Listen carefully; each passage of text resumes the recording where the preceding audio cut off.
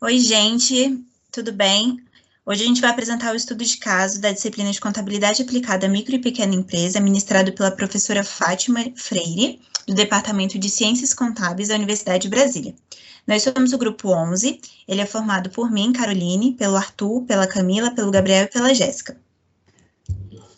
No trabalho, a gente dividiu ele em 6 partes.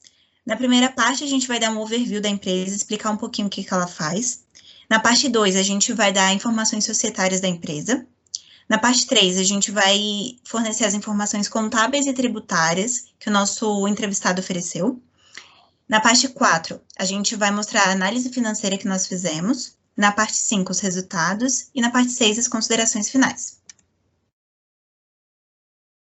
A ETC Publicidade e Propaganda, ela atua no segmento de energia renovável.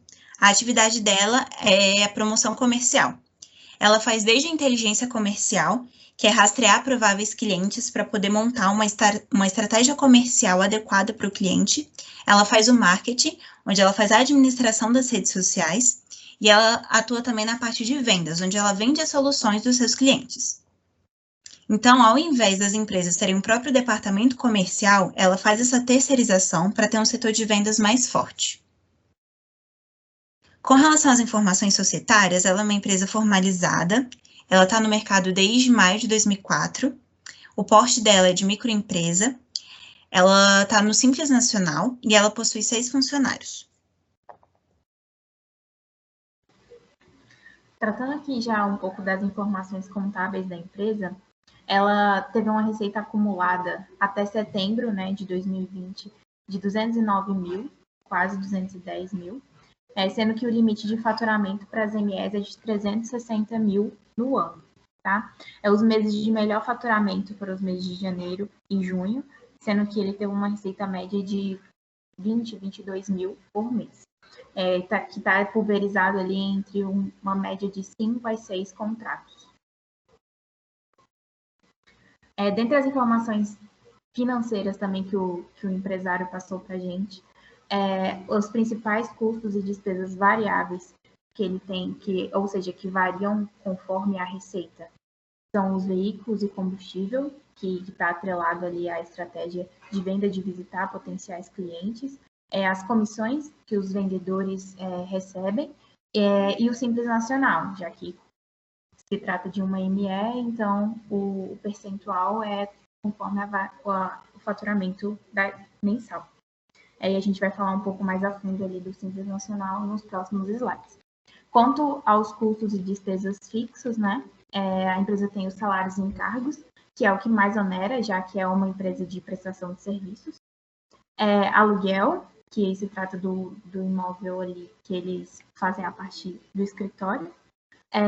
Água e energia, prolabore do sócio, as despesas administrativas e uma contabilidade, já que ele tem uma assistência contábil já, a empresa já formalizada. Sobre as informações tributárias, como eu disse ali no slide anterior, é uma ME que está no Simples Nacional. O Simples Nacional é regulamentado pela Lei Complementar 123 de 2006. E o KNAI da nossa empresa de promoção de vendas é o 7319002. Como se trata de uma prestação de serviços, ela poderia estar enquadrada no anexo 3, 4 ou 5. Pelo KNAI, ela está enquadrada no anexo 3. E na faixa 2, conforme o faturamento, já que se trata de uma ME e o faturamento limite é de 360 mil no ano. Se tratando ali da faixa 2, para fins de tributação, a alíquota aplicável é de 11% e 20% ao mês sobre o faturamento e tem um valor a deduzir ali que é de 9.360 no mês. Considerando a obrigação tributária ali do Simples Nacional, mensalmente o empresário tem que pagar o DAS, que é documento de arrecadação do Simples Nacional. E ele compreende os impostos do IRPJ, Contribuição Social sobre o Lucro Líquido, COFINS, PIS/PASEP, CPP, IPI, quando aplicável para empresas da indústria, ICMS, que é Imposto sobre Circulação de Mercadorias, quando aplicável, para empresas do ramo de comércio, e o ISS, quando aplicável, que é o caso do nosso cliente, para empresas que prestam serviço. Tratando ali do percentual de repartição dos tributos, né, desse anexo em específico, ali também na segunda faixa, que é a que o cliente se enquadra, o maior percentual ali está na CPP, que é a contribuição patronal, né? O ISS, de 32%, e a contribuição social de 3,5%, IRPJ de 4%, COFINS de 14% e o PIS/PASEP de 3,05%.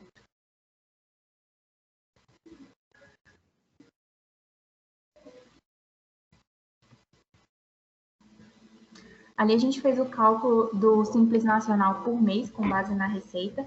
Nessa primeira linha, nós temos a receita mensal, a parcela a deduzir de 9.360, que é com base na receita acumulada dos últimos 12 meses, né? Então, sempre foi a mesma, já que ele não desenquadrou de uma ME nesse período. Tirando essa parcela a deduzir, nós temos a base de cálculo de cada mês, a alíquota aplicável e o valor que o empresário pagou no documento de arrecadação do Simples mensalmente. Ali a gente agrupou ele trimestralmente, já que no final do trabalho a gente vai fazer uma análise trimestral e projetar o quarto trimestre do cliente, que seria o fechamento. Então, ali no primeiro trimestre ele teve uma despesa, né, com Simples Nacional de R$ 4.659, no segundo, R$ 4.602, a gente tem uma pequena oscilação ali, aumento de receita, como já foi mostrado anteriormente, e no terceiro trimestre, com o aumento da receita também trimestral, teve o aumento dessa despesa com Simples Nacional, que passou para 4.816. Olá, eu sou Arthur, e agora a gente vai falar da folha de pagamento da empresa. A empresa possui 6 funcionários, tendo que a quantidade permitida para uma MS seriam 9. A média salarial que a gente calculou ficou em R$ 1.439,47. E vale lembrar que, como ela se encaixa no anexo 3 do Simples Nacional, tem esse detalhe da contribuição patronal, que, de acordo com o capítulo 4 da Lei Complementar, número 123, de 14 de dezembro de 2006, a contribuição patronal presidenciária será paga mensalmente através do documento de arrecadação do Simples Nacional, então não vai ter que ser recalculada para fins de folha de pagamento. Então a gente tem aqui as informações contábeis. Temos o salário mensal, a empresa vai provisionar tanto o 13º salário quanto as férias dos empregados, para que ao final do ano não ocorra grande diferença nos seus resultados, para ele estar protegido quanto a isso. E a gente vai ter o total do salário dos encargos mais vale transporte, que seria sem as provisões, quanto ficaria funcionário, que vai ser 1.762,17, e o total funcionário, o número de funcionários e o gasto total com a folha. A gente pegou uma média também desses vales transportes, como vai variar um pouco entre os funcionários. E aí a gente pegou quanto vai ser o líquido a pagar para o funcionário, uma vez que o empresário vai ter que reter o INSS e tem direito de reter uma parcela do vale transporte. E a gente viu que o salário base, mesmo sendo R$ 1.439,47, após os descontos, fica R$ 1.223,55 líquido. E aí tem duas tabelas, dois gráficos. O de cima, ele vai mostrar para a empresa qual ia ser a diferença da informalidade e da formalidade. Em um vão constar o FGTS Vale Transporte, que seria uma coisa da formalidade, e no informal já seria quanto seria essa despesa de salário descontando essa parte. E no de baixo, na tabela, no gráfico de abaixo, tem a diferença da formalidade para a informalidade do funcionário, que você vê que vai ter uma grande redução do salário dele, uma vez que vai ter esse desconto do INSS do Vale Transporte, mas o trabalhador, ao pagar isso, ele vai ter sua proteção social, como direito ao seguro-desemprego, auxílio doença, salário família, salário maternidade e aposentadoria também.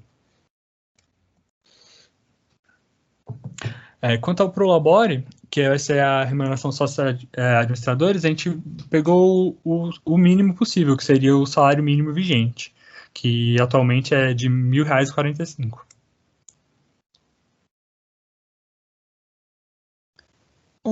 Eu sou a Camila, eu vou falar sobre a formação do preço de venda. A formação do preço de venda é importante porque ele permite a gente avaliar o equilíbrio operacional da empresa, para saber se o preço que a gente está cobrando, se ele é o suficiente para a gente obter um equilíbrio da operação da empresa. Para a gente calcular esse preço de venda, a gente precisa do markup, que é um fator multiplicador, que ele tem como principal objetivo de precificar o produto ou o serviço da empresa de maneira que sejam sanadas todas as necessidades do negócio. A empresa ela tem uma margem de lucro esperada de 8%, e quando calculando o preço de valor, a gente chegou a um preço de venda unitário de R$ 4.139,56. E o preço médio do serviço prestado é de R$ 4.600, o que mostra que o valor que é cobrado ele é suficiente para sanar toda a atividade, as despesas, os custos da empresa, restando o lucro sendo suficiente para manter a empresa.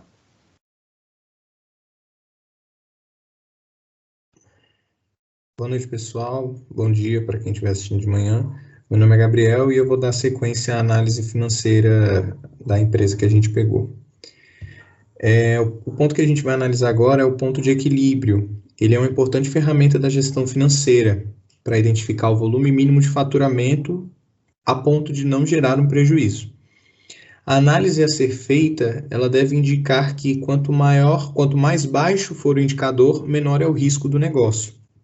O que a gente pode perceber é que o percentual relacionado ao ponto de equilíbrio, ele diminui ao longo dos 3 trimestres analisados.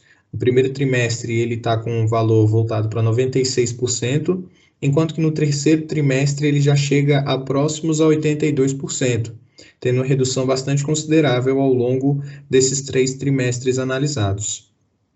Esse fator se deveu principalmente pela diferença na margem de contribuição, uma vez que os custos fixos que compõem o cálculo do ponto de equilíbrio se mantiveram ao longo dos 3 trimestres.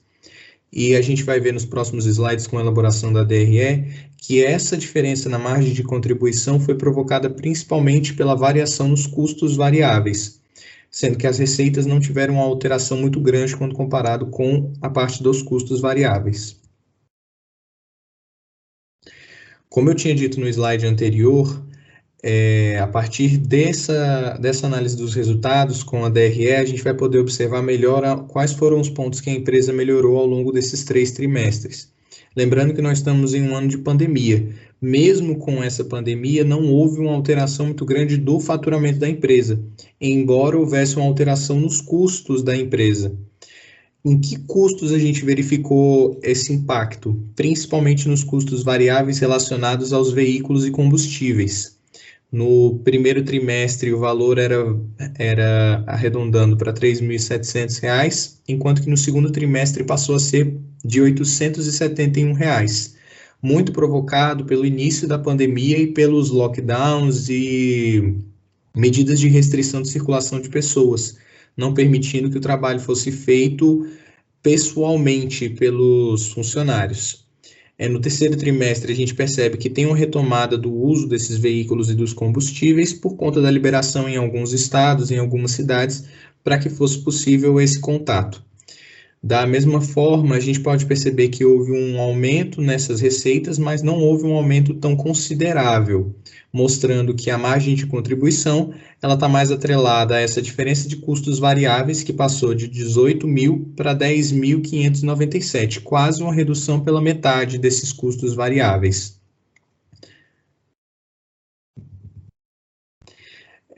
Nesse slide, a gente quis fazer uma projeção para o quarto trimestre em relação à DRE que nós calculamos para os outros 3 trimestres. O que a gente fez foi pegar os 3 trimestres anteriores e analisar a média dos valores que foram dados para a gente pelo próprio empresário. A partir dessa projeção, a gente conseguiu chegar aos valores que estão apresentados aí, sendo que o que a gente observou foi que o lucro líquido ele se tornou menor do que o do terceiro trimestre. É claro que, por se tratar de uma projeção, não tem como a gente afirmar que houve essa redução do lucro, podendo haver ou uma retomada das receitas, um aumento muito grande das receitas, o que é pouco provável dado o histórico da empresa, ou principalmente uma variação nesses custos variáveis, que vem reduzindo a cada trimestre. No saldo final do total anual, a gente tem um lucro líquido de R$26 mil, já considerando aí salários, encargos, aluguéis, águas, energias, colocando a empresa como regularizada, como ela é atualmente. Nas considerações finais, nós fizemos uma análise comparativa entre a DRE, considerando a formalidade da empresa, e uma DRE considerando a informalidade da empresa, caso ela fosse informal. Para isso, nós retiramos os valores relacionados ao Simples Nacional, que seria o pagamento de impostos, uma vez que a empresa informal não teria esse pagamento. No aspecto dos salários e encargos, nós retiramos os pagamentos de FGTS e Vale Transporte, isso apenas como uma hipótese para demonstrar o que poderia acontecer na informalidade, sendo que poderia também acontecer do empregador pagar o Vale Transporte, mas a maior probabilidade é que ele não pagasse.